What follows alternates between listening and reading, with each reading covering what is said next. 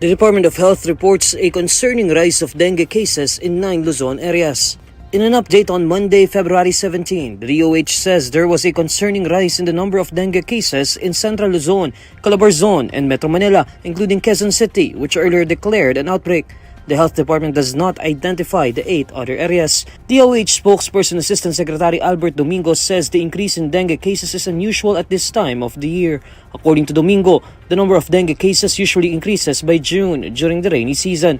However, Domingo notes that as of February 1, the DOH already recorded 28,234 cases in 2025, which he says is 40% higher than the cases recorded last year. The DOH also explains that the declaration of an outbreak means that the number of cases has exceeded the expected level for a certain time of the year. He notes that declaring a local dengue outbreak may only be done by LGU officials in accordance with the law.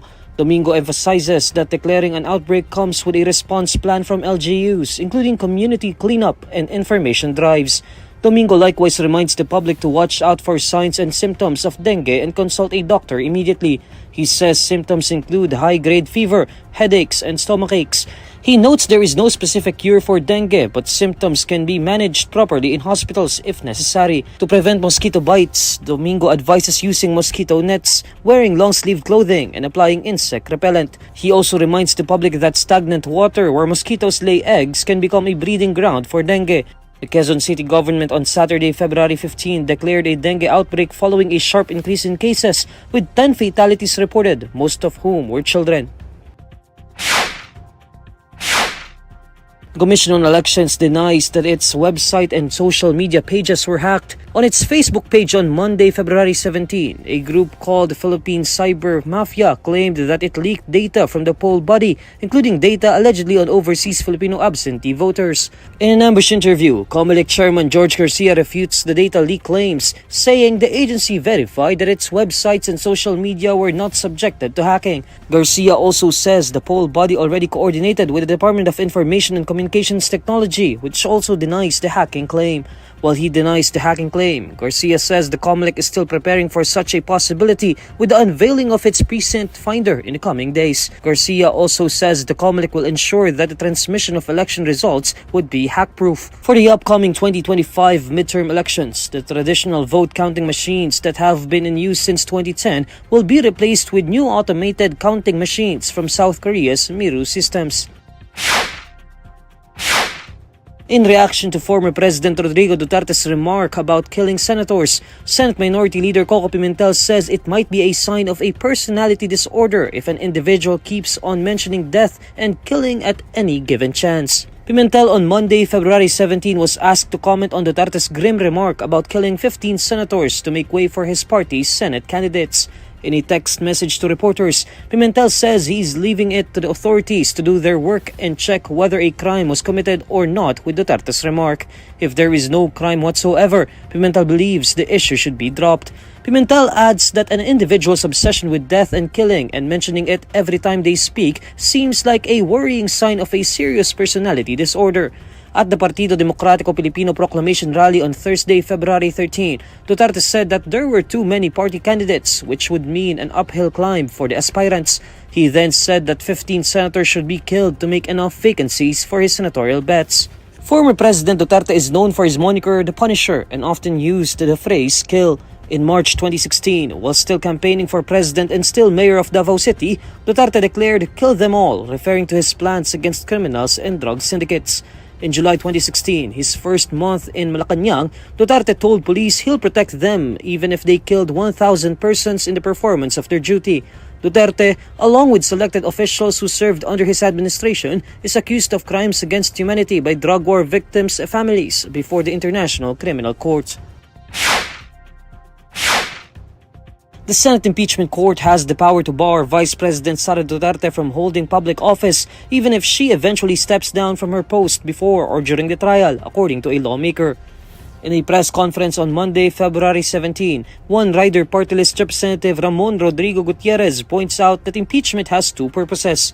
He explains that one purpose is to remove from office and the other is to impose a penalty of perpetual disqualification of holding a public office. Gutierrez believes resignation from office shouldn't take away the impeachment court's power to impose the second penalty, which is perpetual disqualification from public office. And I believe resignation, while it might avoid the first penalty, the second penalty is still there po, no? And I don't think you should take away from the power from the Senate Impeachment Court to impose that second penalty just by simple resignation. However, as part of the 11-member prosecution team handling Duterte's impeachment case, Gutierrez says the House prosecution team will leave the decision up to the Senate Impeachment Court if Duterte chooses to resign. He says the prosecution panel continues on with its preparation whether or not Duterte's resignation will happen. Tuloy pa rin ang preparation po, no? So we are still anticipating, even with the resignation, that would depend po the timeline, no? But we would still prepare for it. If there's a resignation but the impeachment court says tuloy po, then we will be prepared. If the resignation happens during the trial, we will be prepared. The House of Representatives impeached Duterte on February 5 after 215 lawmakers signed the fourth impeachment complaint against the Vice President. However, the Senate adjourned its session the same day without tackling the articles of impeachment against Duterte. Senate President Chis Escudero said the impeachment trial would start in July after the President's fourth State of the Nation address or after the 20th Congress opens its session. The Vice President on February 7 said she was not yet considering resigning from her post even after being impeached. The Philippine National Police sheds light on the memorandum tasking its personnel to wear civilian clothes with a touch of red during a campaign rally President Bongbong Marcos attended. In a press conference on Monday, February 17, PNP Public Information Office Chief Colonel Randolph Tuanyo says camouflaging or matching the attire of campaign rally participants is a normal practice among police personnel tasked to ensure public safety during such events. Lagi po yung magko-camouflage po ang mga intel operatives po natin kung ano po yung mga kasuotan ng mga activities na umatin po. Lahat po ng activity, including regular rallies na hindi po involved na kahit sinong politika, lagi po dyan may mga intel operatives po tayo na naka-camouflage. Attorney Israelito Torion posted on Saturday, February 15, a copy of the memorandum instructing Davao police personnel to wear civilian clothes with a touch of red during the Alyansa para sa Bagong Pilipinas rally. Torion questioned why cops were made to appear as attendees of the Alyansa rally. Torion is the lawyer of detained Kingdom of Jesus Christ founder Apollo Kibuloy, who is running as senator. In response, Davao City Police Office Acting Director Colonel Hansel Marantan said his office remains an apolitical and non-partisan organization. He explained that the memorandum complied with the request of Police Regional Office 11 to augment 55 police personnel to the Presidential Security Command as inner security during Marcos' scheduled visit to Davao del Norte for the rally.